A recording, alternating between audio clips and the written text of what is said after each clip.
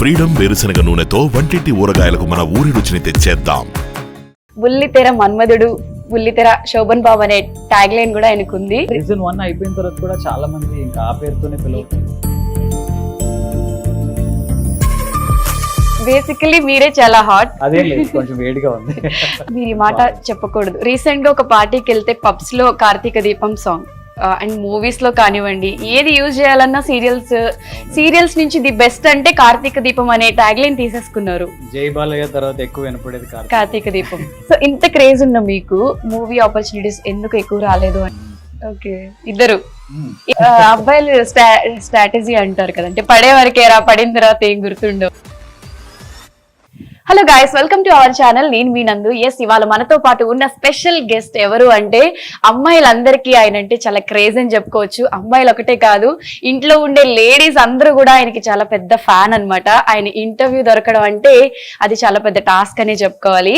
బుల్లితెర మన్మధుడు, బుల్లితెర శోభన్ బాబు అనే ట్యాగ్ లైన్ కూడా ఆయనకుంది. ఎస్, మనతో పాటు ఉన్నారు నిరుపమ్ గారు. హాయ్ నిరుపమ్ గారు. హాయ్. మీ ఇంట్రోకి గ్రీన్ టీ కంటే వేడిగా ఉంది. సో బేసికలీ మీరే చాలా హాట్. సో ఇంట్రడక్షన్ కూడా కొంచెం హాట్ గా ఉండాలని చెప్పండి, గట్టిగా ప్రిపేర్ అయిన అర్థం అవుతుంది. ఎస్, అంటే మీ డేట్స్ దొరకడం చాలా కష్టం కాబట్టి మీ క్రేజ్.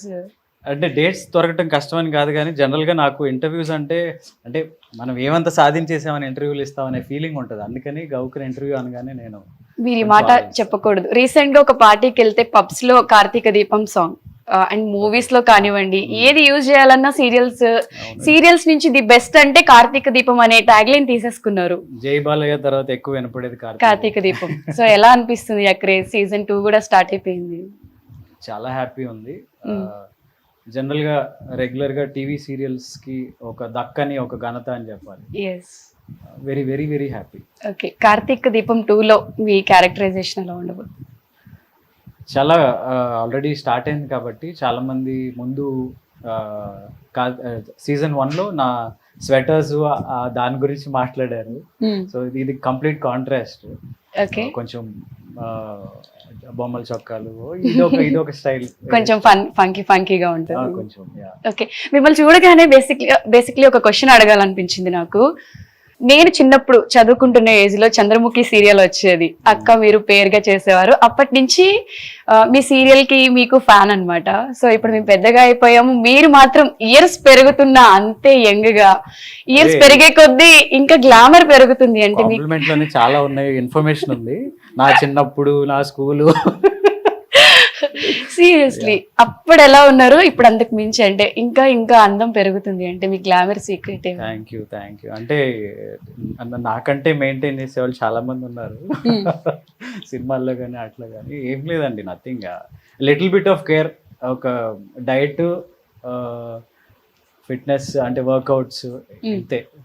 తిన్నది అరిగించుకోవటం, ఇంతే, సింపుల్, అంతే, nothing more than that. So ఎంత ఎదిగినా కూడా ఒదుగుండే పర్సన్ ఎవరైనా ఉన్నారు అంటే ఎక్కువ మీ నేమ్ వినిపిస్తుంది. అంటే అంత సైలెంట్ గా, ఎక్కువ హడావిడి లేకుండా, ఇప్పుడు కూల్ గా, అలా ఎలా ఉంటారు? మెయిన్ గా మైండ్కి ఏం తీసుకోను. బేసిక్ గా టెన్షన్స్ అవనివ్వండి, be it good or bad, ఏది నేను అంత మైండ్కి ఎక్కిచ్చేసుకుని అట్లా ఉండను. వాట్ నెక్స్ట్ అనే టైప్ లోనే ఉంటాను. స్మాల్ స్క్రీన్ లో మొత్తం మీ జెండా పాతిసారు. సో మీ బిగ్ స్క్రీన్ లో మిమ్మల్ని హీరోగా చూసే ఛాన్సెస్ ఉన్నాయా? ఏమో, అంటే నాకు ఆ కోరిక అదే అయితే ఉంది. అండ్ కథలు వింటున్నాను కొన్ని, అందులో సూటబుల్ ఉండాలి, అండ్ అవి మెటీరియలైజ్ అవ్వాలి. ఇవన్నీ కొంచెం టైం ప్రాసెస్, మేబీ.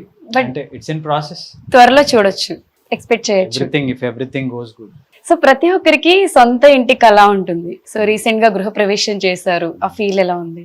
చిన్న కరెక్షన్ ఏంటంటే, అఫ్కోర్స్ మీరు అన్నది దాంట్లో రాంగ్ కాదు, కానీ సొంత ఇల్లే, కానీ అది మా అత్తయ్య మామయ్య వాళ్ళ కోసం యాక్చువల్లీ తీసుకున్నాము. ఓకే. మన పేరెంట్స్ కానీ మన పెద్దవాళ్ళు చాలా మంది వాళ్ళ లైఫ్లో ఒక తీరని కళ అని చెప్పొచ్చు సొంత ఇల్లు అనేది. ఎందుకంటే వాళ్ళు చాలా కష్టపడతారు, ఇయర్స్ టుగెదర్. అప్పట్లో ఉన్న ఉద్యోగాలు, అప్పట్లో ఉన్న జీతాలు, వాటికి వాళ్ళకున్న పిల్లల్ని పెంచడానికి, వీటికే ఎక్కువ మంది సంతానం ఉంటే వాళ్ళకి అదే సరిపోతుంది, వాళ్ళని తీర్చిదిద్దటం. అండ్ సొంత ఇల్లు అనేది వాళ్ళకి కలగానే మిగిలిపోతుంది. సో అలా ఇది నా వైఫ్ మంజు వాళ్ళ పేరెంట్స్ డ్రీమ్ సొంతిల్లు అనేది. సో వాళ్ళ కోసం మేము కలిసి తీసుకున్న హౌస్ అది. ఓకే. సో ఫర్దర్గా ఏ మూవీస్ రాబోతున్నాయి, ఏమైనా ప్రాజెక్ట్స్ సైన్ చేశారా? ఇది వెబ్ సిరీస్ ఒకటి ఇదిలో ఉంది అండ్ వెబ్ మూవీ ఒకటి.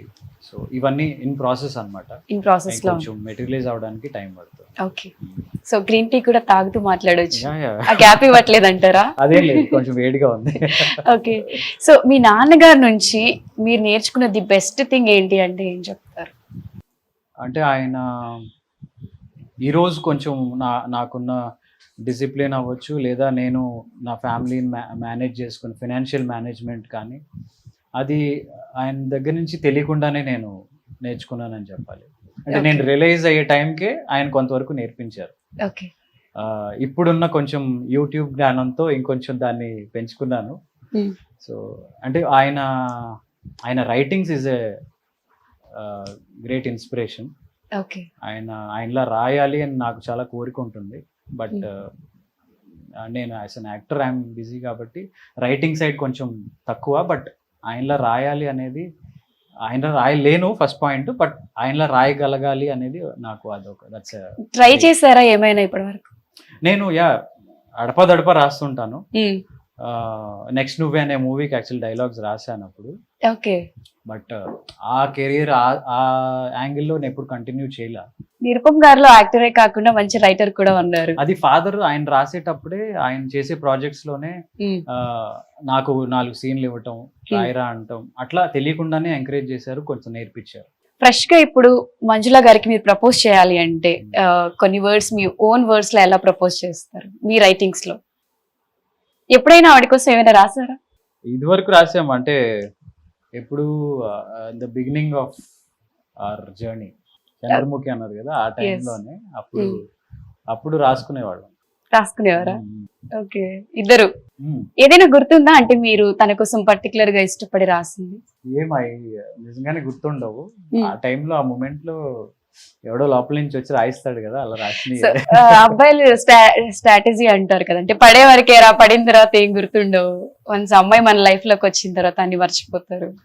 అంటే ఫ్లాష్ బ్యాక్ లో ఉండకూడదు కదా, ప్రెసెంట్ ఏంటని చూడాలి, లేదా ఫ్యూచర్ ఏంటని చూసుకోవాలి. అందుకని జరిగిపోయిన అలా మర్చిపోతూ ఉంటారు. సో ప్రెసెంట్ ఏమైనా కొన్ని వర్డ్స్ తన కోసం ఏమైనా డెడికేట్ చేయగలరా? ఒక ప్రపోజల్ లా కానివ్వండి, మీరు ఏదైనా కన్వే చేయాలి అనుకున్నది. సింపుల్, అంటే నువ్వు లేనిదే నేను లేను, అంతే. ఏమన్నా చెప్పారు, ఇంప్రెస్. అక్కడ మీరు ఫాదర్ అయిన తర్వాత, అంటే బిఫోర్ మీకు మ్యారేజ్ కి ముందు నాన్నగారిని ఎప్పుడైనా తెలుసో తెలియకో హర్ట్ చేసి ఉంటారు కదా, ఆ రియలైజేషన్ మనం, అంటే మన పేరెంట్స్ మనకి చెప్తే వీళ్ళు ఎప్పుడు చెప్పిందే చెప్తూ ఉంటారు అనే ఒక వర్షన్ ఉంటుంది. వన్స్ వాళ్ళు లేనప్పుడు ఆ వాల్యూ మనకు అర్థం అవుతుంది. సో అలా మీరు ఎప్పుడైనా ఫీల్ అయిన సందర్భాలు ఉన్నాయా? చాలా ఉన్నాయి. అది ఎప్పుడంటే డెఫినెట్లీ మీరు అడిగినట్టు నేను ఫాదర్ అయిన తర్వాతే. ఎందుకంటే ఆ రెస్పాన్సిబిలిటీ కానీ మనం మన పిల్లలకి చెప్తున్నప్పుడు కానీ, ఓకే మన ఫాదర్ మనకి చెప్పారు, అదే మళ్ళీ మనం చెప్తున్నాము, అప్పుడు మన బిహేవియర్ ఎలా ఉంది, ఎలా రియాక్ట్ అయ్యాము అనేది డెఫినెట్ గా గుర్తొస్తుంది. అంటే ఇది ప్రతి వాళ్ళ జీవితంలో లైఫ్ సైకిల్లో ఎక్కడో చోట స్ట్రైక్ అవుతుంది. ఎందుకంటే మనం హస్బెండ్ నుంచి ఫాదర్ అవుతాము, ఫాదర్ అయిన తర్వాత మన ఫాదర్స్ ప్లేస్ లో మనం ఉంటాము.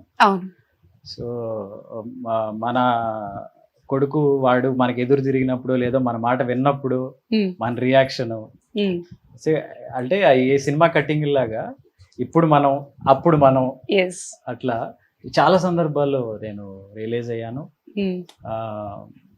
ఇంకా ఆయన ఉంటే మేబీ ఎలా రియాక్ట్ అవుతా నాకు తెలియదు, కానీ ఐ ఫెల్ట్ ఏమో అలా చేసి ఉండకూడదేమో, అప్పుడు అట్లా ఆయన మాట విని ఉండాల్సిందేమో అనిపిస్తూ ఉంటుంది చాలాసార్లు.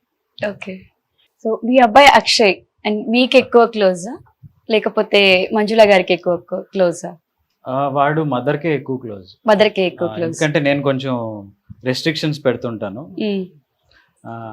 అంటే ఫుడ్ విషయంలోనే, పెద్ద వేరే ఏం కాదు, ఫుడ్ విషయంలో కానీ కొంచెం యాక్టివిటీస్ విషయంలో కానీ అవి జనరల్ గా పిల్లలకి నచ్చవు కదా.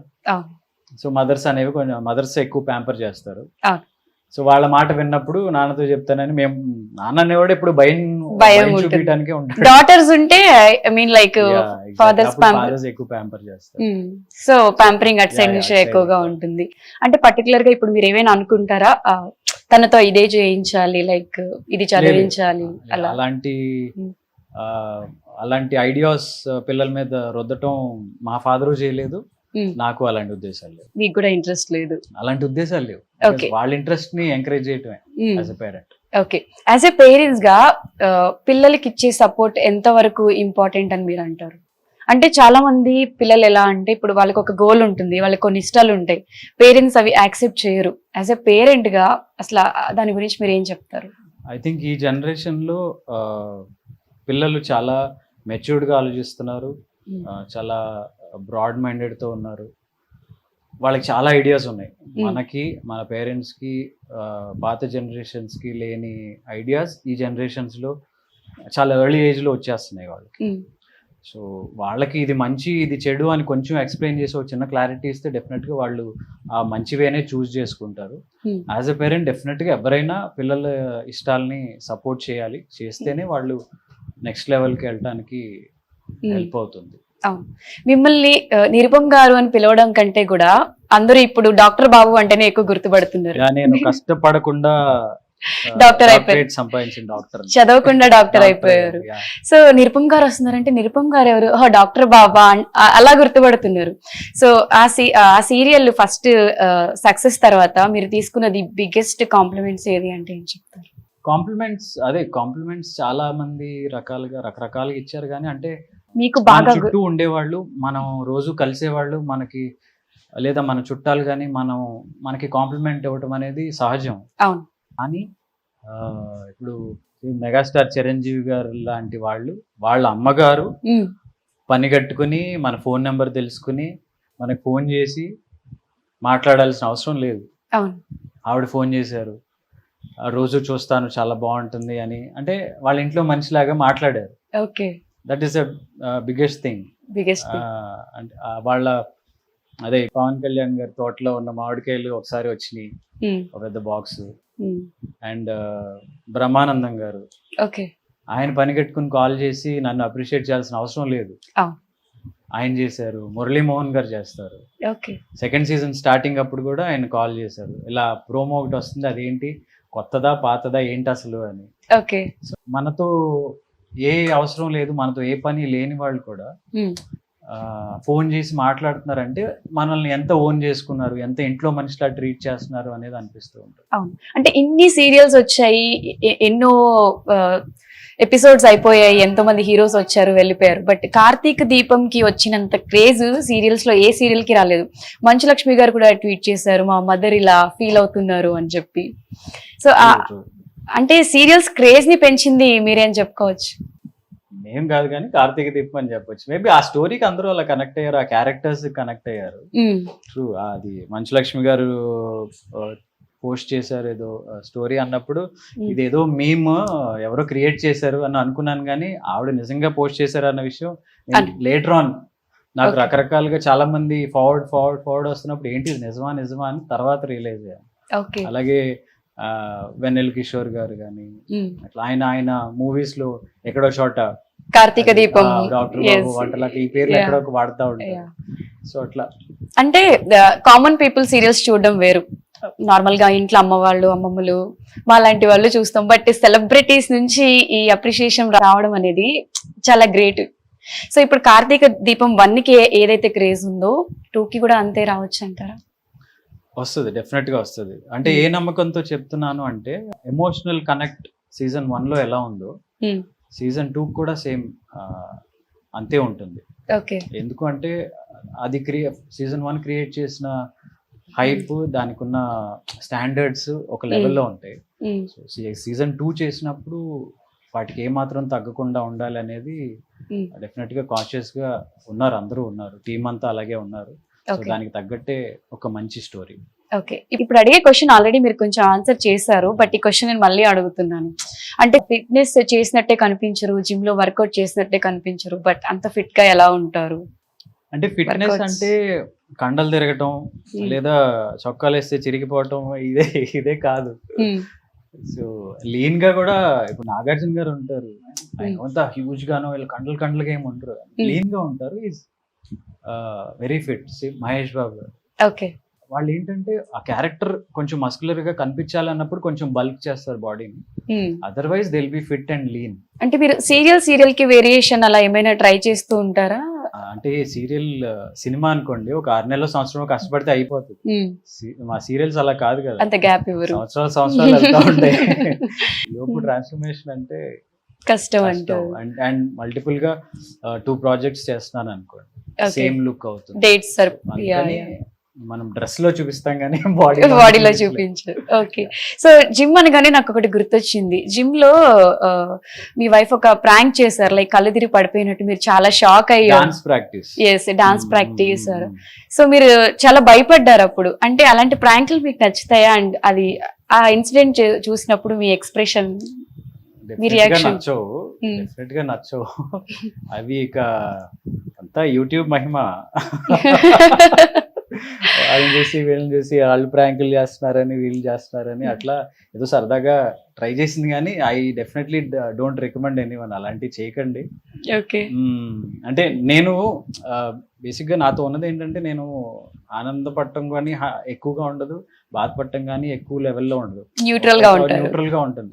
కాబట్టి నా రియాక్షన్ అలా ఉంది. కానీ అదే కొంచెం అటో ఇటో హైపర్ అవడం అనుకోండి, వాళ్ళ రియాక్షన్ వేరుగా ఉంటది. అవును, కూల్ గా ఉన్నారు కాబట్టి సెట్ అయింది. కొంచెం హైపర్ రియాక్ట్ అయినా కూడా కష్టం. అప్పుడు కూడా ఎందుకు నేను గబుక్కుని నిజమేమో అని నమ్మానంటే, ఆ రోజు ఏదో పూజ జరిగింది, మార్నింగ్ నుంచి ఉపవాసంలో ఉందన్నమాట. ఓకే, సో అందుకని నిజంగానే తను ఆ వీక్నెస్ తో పడిపోయిందేమో అని అలా భయపడ్డారు, కంగారు పడ్డా. ఓకే, ఇప్పుడు మీరు ఒక సిరీస్ కుమారి శ్రీమతితో నిత్యమీనంతో స్క్రీన్ షేర్ చేసుకున్నారు. ఆవిడతో వర్క్ చేయడం ఎలా అనిపించింది? ఫస్ట్ నిత్యమేనన్ గారు లీడ్ అన్నప్పుడు కొంచెం భయపడ్డారా? భయపడటం అంటే, she is a great actress and national లెవెల్లో అన్ని లాంగ్వేజ్ లో చేస్తున్నారు. ఆ ట్రీట్మెంట్ ఎలా ఉంటుంది అంటే, ఆవిడ ఎలా రిసీవ్ చేసుకుంటారు, మనతో ఎలా మాట్లాడతారు, కలిసి వర్క్ చేయాలన్నప్పుడు అది ఎలా ఉంటది అనేది చాలా రకరకాల ఆలోచనలు తిరుగుతుంటాయి కదా. నేను మామూలుగానే గబుక్కుని దూసుకెళ్లే టైప్ కాదు.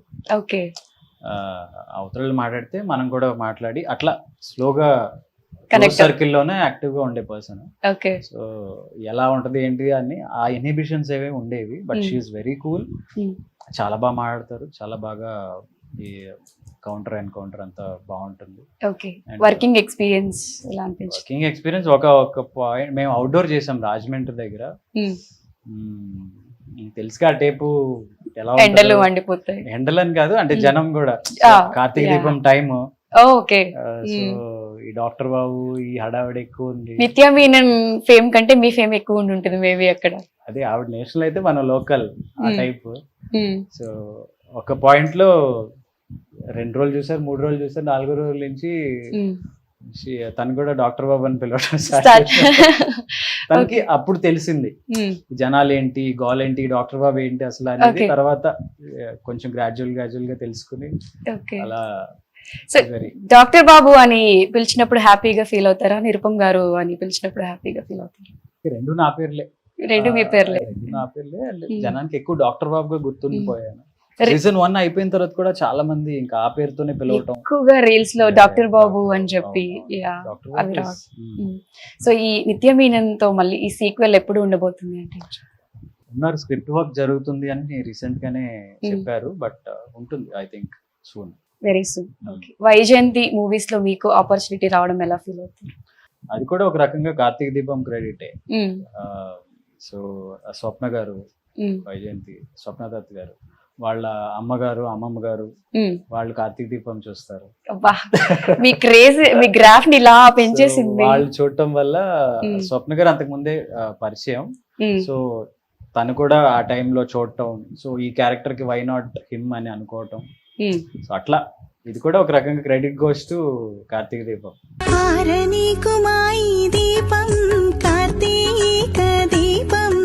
కార్తీక దీపం మొత్తం ఎంటైర్ అంతే మార్చేసింది అంటారా? అదే అంటే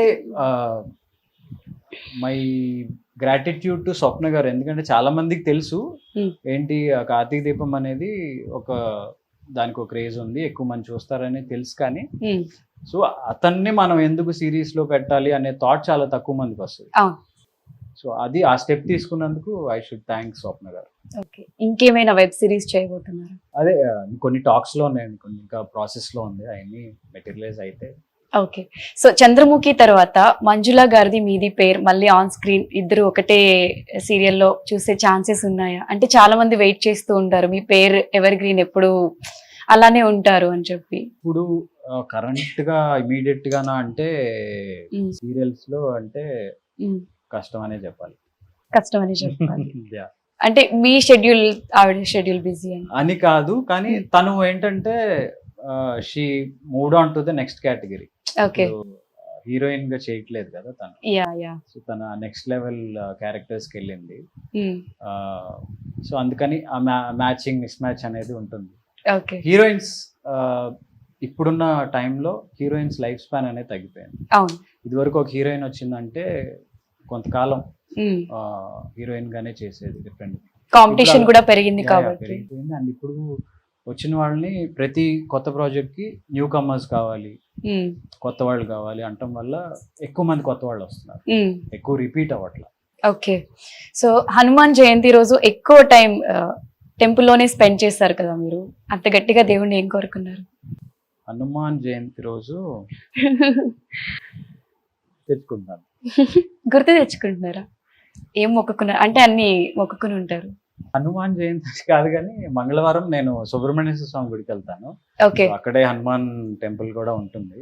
ఓకే, సో అట్లా అన్ని కలిసి వచ్చినాయి. శివుడు అట్లే జనరల్ భక్తి అనేది కొంచెం ఎక్కువ ఓవర్గా లేదు కానీ ఉంది. ఓకే, సో కొంచెం గట్టిగానే కోరుకుంటూ ఉంటాను. ఓకే, అది బాగుండాలి, అంతా స్మూత్ గా జరగాలి, ఓకే, కొంచెం జలక్లే ఇవ్వద్దు అని. ఓకే, సో ఇంత క్రేజ్ ఉన్న మీకు మూవీ ఆపర్చునిటీస్ ఎందుకు ఎక్కువ రాలేదు? అంటే సీరియల్స్ లో చేసే వాళ్ళకి సినిమా ఆపర్చునిటీస్ ఎక్కువ రావు, సీరియల్స్ అంటే చిన్న చూపు అంటారు, ఇది రీజన్ అని చెప్పుకోవచ్చా? అంటే మీకు క్రేజ్ లేదా అంటే క్రేజ్ ఉంది, you are well talented also, so దానికి రీజన్ ఏం చెప్తారు? అంటే అఫ్ కోర్స్ అందరు చూస్తారు, క్రేజ్ ఉంది, ఇదంతా నిజమే, కానీ ఎంతో కొంత మన స్టెప్ కూడా ఉండాలి. వెళ్ళి కలవటం కానీ, ఒక సినిమా జరుగుతుందంటే డైరెక్టర్ని కలవటం, ప్రొడ్యూసర్ని కలవటం, ఇట్లా ఒక స్టెప్ మనం కూడా ముందుకేస్తే వాళ్ళు కూడా ఓకే వీడు ఉన్నాడు కదా, వీడు సూటబుల్లే కదా అనే ఆలోచన వాళ్ళకి రావచ్చు. బట్ నా సైడ్ నుంచి నేను స్టెప్ వేయను. ఓకే, ఎందుకంటే ఈ షెడ్యూల్స్ ఇవే సరిపోతాయి. అండ్ నేను ఇందాక చెప్పినట్టు గబుక్కుని కొత్త వాళ్ళ దగ్గరికి నేను వెళ్ళటం అనేది, ఆపర్చునిటీస్ మిమ్మల్ని వెతుక్కుంటూ వస్తే రావాలి అనే కూర్చొని, కానీ అట్లా కూడా ఉండదు. కొంచెం బాగా తెలిసిన వాళ్ళు ఉంటే మాట్లాడతాను, కలుస్తాను. ఆల్టుగెదర్ మనమే వెళ్ళి పరిచయం చేసుకుని మాట్లాడాలంటే కొంచెం సిగ్గుతో కూడిన బిడియం వల్ల వచ్చిన ఇవన్నీ ఉంటాయి కదా, అంతే తప్ప వేరేం లేదు. అండ్ మీరు అన్నట్టుగా సీరియల్స్ చేస్తున్నారు కదా అనే పాయింట్ కూడా నేను చాలా చోట్ల విన్నారు. ఓకే, ఉంది, అది కూడా, అది లేదని చెప్పను, డెఫినెట్గా ఉంది. సో ఇన్ ఫ్యూచర్ లో నాన్నగారులో మీరు కూడా నెగటివ్ రోల్స్ చేసే ఛాన్సెస్ ఉన్నాయా? ఛాన్సెస్ ఉన్నాయా అంటే ఇక చెప్పలేను, కానీ చేయటం అయితే నాకు కూడా ఇష్టం. చేయడం ఇష్టం? అంటే టీవీలో అయితే చేయను, చేస్తే సినిమాల్లో చేస్తే. టీవీలో యాక్సెప్ట్ చేయరని నా బలమైన ఫీలింగ్.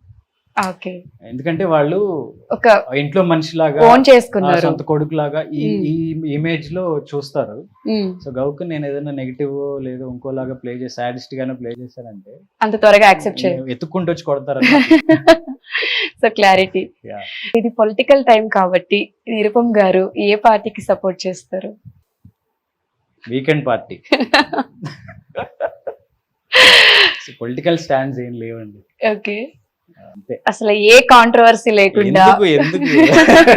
అంటే ఫేవరెట్ పొలిటీషియన్ అలా ఉంటారు కదా, మీకు అలా ఎవరు లేరా? ఉన్నారు కానీ అంటే ప్రతి వాళ్ళల్లో ఒక పాజిటివ్ నెగిటివ్ చాలా ఉంటాయి. సో ఎప్పుడు జెన్యూన్ వీళ్ళు సేవ కోసమే పుట్టిన వాళ్ళు అని చెప్పడానికి లేదు. ఎవరి నెగిటివ్స్ వాళ్ళకు ఉన్నాయి. బట్ ఆ నెగిటివ్ పాజిటివ్ లో పాజిటివ్ డామినేట్ చేస్తా, నెగిటివ్ డామినేట్ చేస్తా అనే పాయింట్ ఉంటుంది. కానీ ఐఎమ్ నాట్, అంటే ఫాలో అవుతాను కానీ I'm not really active. Okay, final గా మీ ఫ్యాన్స్ అందరికి ఏమైనా చెప్పాలి అంటే? కార్తీక దీపం ఫ్యాన్స్ మేము రెగ్యులర్ టచ్ లోనే ఉంటాం, కొత్తగా ఏం చెప్తాము. సో సీజన్ 2 కార్తీక దీపం సీజన్ 2 కూడా సక్సెస్ చేసినందుకు చాలా థ్యాంక్స్.